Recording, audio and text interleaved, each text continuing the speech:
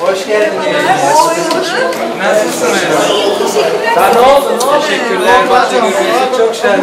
Ben de çok mutluyum. Çok güzel. Arkadaşlar sessizlik. Ben çok sağ olun. Sizler için böyle özel bembeyaz bir kıyafet düşündük. En son teşekkürler. Hani gayet beklettiniz bizi, gözümüzü kötü sarar. Hadisemizi gözlemekten yorulduk. Ay özlediniz mi? Evet, Valla çok, ben çok, de Azerbaycan'ı özledim. Burayı gerçekten çok seviyorum. Buraya Azerbaycan'a karşı farklı bir sevgi var kalbimizde. Gerçekten. Çünkü 2009'da Eurovision dönemi inanılmaz destek aldım sizlerden. Zaten o dönem başladı birbirimize olan aşkımız diyelim. 2009'da bir konser için gelmiştim. Ondan sonra zaten buraya gelmedim konser için. 3 yıl oldu sanırım, 3,5-4 yıl. Artık bu akşam buradayız ve çok heyecanlıyım. Ama bugün bambaşka bir gece olacak. Hadiseler yapacak söylüyorum. Bugün programda neler var? Bugün programda arkadaşlar yeni koreografiler var. Evet, yeni danslar var. Aslında sahnemizin şovunu biraz değiştirdik birkaç hafta önce. Ve ilk defa burada sahnede yapacağız. Bu yüzden çok heyecanlıyım. Konserin de zamanı değişti. Geçen ay. Evet, aynen konserin zamanı değişti. Birkaç sorunlar yaşadık. Ama olsun, biz bu akşam buradayız. En önemlisi de bu, değil mi? Bir de turnedesiniz. Evet, tadını çıkaracağım, Aksanın aynen. turnedesiniz de yoğunsunuz bu aralar. Yarın Bursa'ya gidiyoruz. Tekrar Türkiye'ye. Pazar günü tekrar Bakü'deyim. Özel bir akşam için. Evet, artık yani artık buraya mı taşınsam, ne yapsam? Açıklama misiniz pazar gününüz, gelme sevginiz? Pazar günü özel bir akşam, özel bir gece. O yüzden çok fazla bir şey O söyleyemeyeceğim. zaman bir bakarsınız değil mi? Vallahi bir şey söyleyeceğim arkadaşlar. Ben Bakü'ye bayılıyorum. Pazar günü sevgililer günümüzde Azerbaycan'da. Öyle mi diyorsun? Evet. Öyle mi? Sevginizden neler bekliyorsunuz? Allah, sevgili olsa sevgiliden çok şey bekleyeceğiz ama bugün odama girerken çok güzel bir sürprizle karşılaştım. Yerde mumlarla Hadise.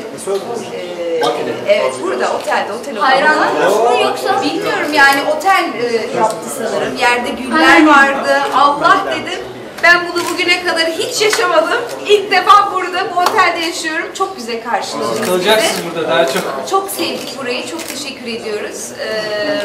Gövher grubuna da teşekkür etmek istiyorum. Bizleri çok güzel bir şekilde ağırladıkları için. Ekip olarak çok mutluyuz. Ya Çok sevdim.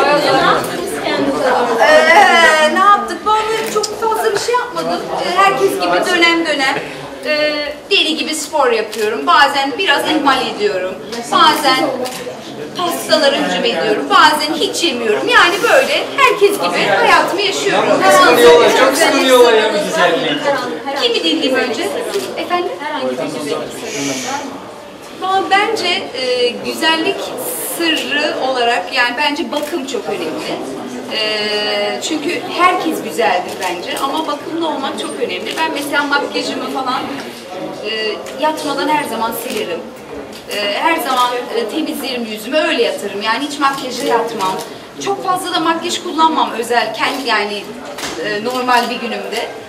Onun dışında böyle konserlere tabii deli gibi makyaj yapmayı seviyorum. Katıldığımız törenlerde yüzlerinde $50.000'dan çok fazla bir şey olduğu için korumalarla geziyoruz. Doğru, bir akşam evet bir ödül gecesiydi o. Üzerimizde çok pahalı evet mücevherler vardı. Bugün de bayağı bir parça. Fiyatı kaç acaba? Fiyatı kaç? Bunun fiyatını bilmiyorum. Hediye mi? Hediye değil. Ama bilmiyorum şu an.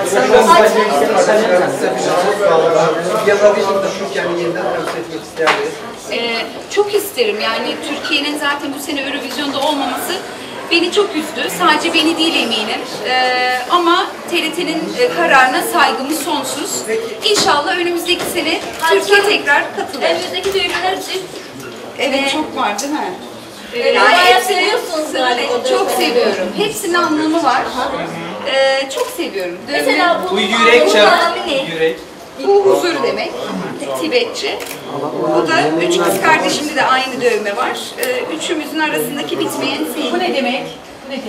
Burada da Melek annem yazıyor.